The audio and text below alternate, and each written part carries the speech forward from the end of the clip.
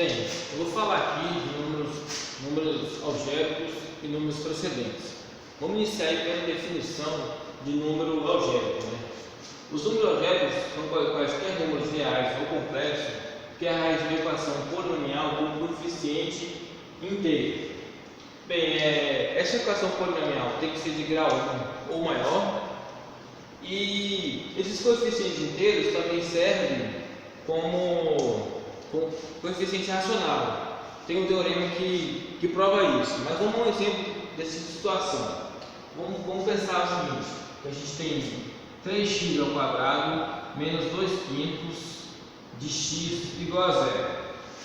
Se eu fazer o MMC disso aqui, ó, de 5 e de 1, eu vou chegar a um número seguinte, a seguinte equação: 15x ao quadrado menos 2x igual a zero.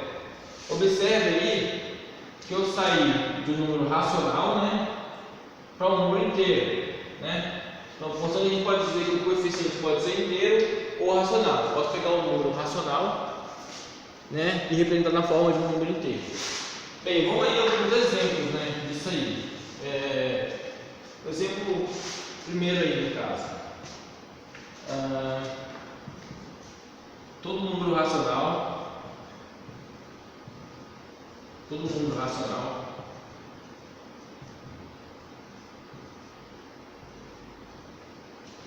eu tenho forma, está na forma aí, A sobre B é raiz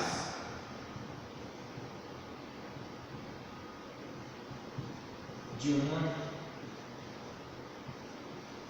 equação polinomial.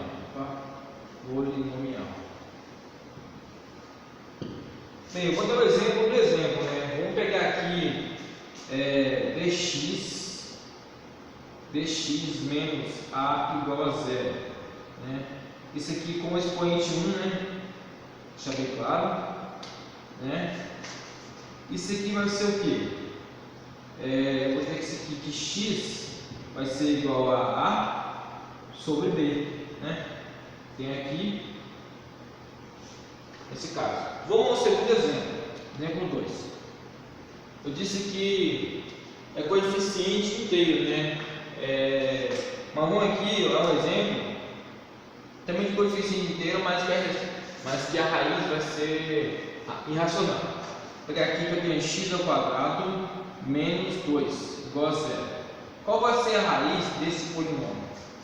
Vou ter que x vai ser igual a mais ou menos raiz de 2, né? A raiz desse polinômio. Bem, vamos ao outro lado agora. O número que não é algébrico, ele vai ser transcendente. E o que é um número transcendente? É exatamente isso, é uma relação de dicotomia entre os dois.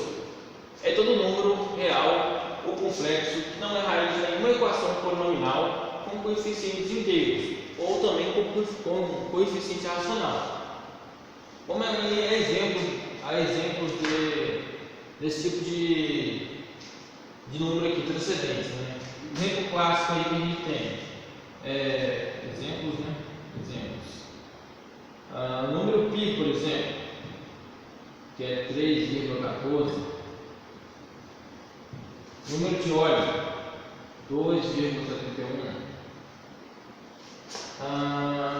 Outro número aí transcendente, e elevado à raiz de 2, ln de 2 também, e seno de 1, por exemplo. Também outro número aí que é pouco conhecido, muito pouco falado, são os números de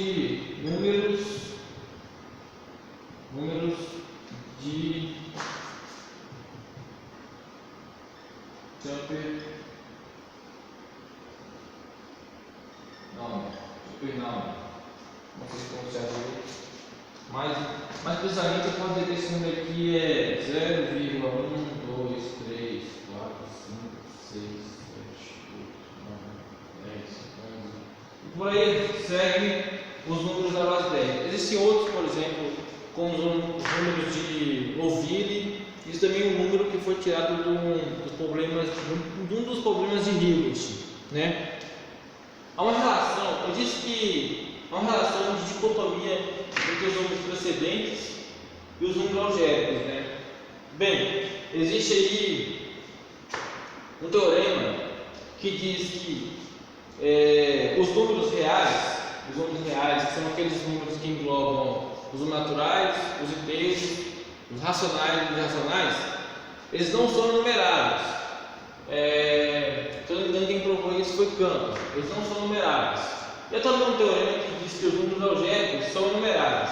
Bem, se um número eu posso definir, se eu posso pegar um número, definir ele como algébrico ou transcendente, eu estou dizendo que os algébricos são enumeráveis e os reais não são, então o que eu posso concluir disso? Que os números transcendentes, a quantidade que existe de transcendentes é maior do que de números algébricos, né? Porque já que o algébrico é inumerável e os reais não são inumeráveis, logo os transcendentes são bem maiores. O que sobra que não é algébrico se torna transcendente. Outra questão a respeito dos números algébricos é que existe um teorema que diz que todo número que é construtível com régua e compasso, esse número vai ser algébrico.